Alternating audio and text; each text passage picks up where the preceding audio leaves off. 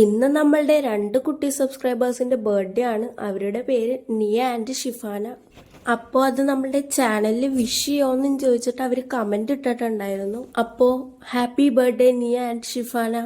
ഇനി എങ്ങനെയാണ് നമ്മൾ നമ്മളുടെ സബ്സ്ക്രൈബേഴ്സിന്റെ ബർത്ത്ഡേ നമ്മളുടെ ചാനലിൽ സെലിബ്രേറ്റ് ചെയ്യണമെന്ന് ചോദിച്ചു കഴിഞ്ഞാൽ, ആരുടെ ഒക്കെയാണോ ബർത്ത്ഡേ അടുത്ത ദിവസങ്ങളിൽ വന്നത് അവരൊക്കെ നമ്മളുടെ ചാനലിന്റെ ഡിസ്ക്രിപ്ഷൻ നോക്കിയാൽ മതി. അതിൽ നമ്മളുടെ മെയിൽ ഐ ഡി ഉണ്ടാവും. ഇനി എന്തൊക്കെ കാര്യങ്ങളാണ് ഇമെയിൽ ചെയ്യേണ്ടതെന്ന് ചോദിച്ചാൽ, പേര്, ഫോൺ നമ്പർ, അഡ്രസ്സ്, പിന്നെ ബർത്ത്ഡേ ഡേറ്റ്.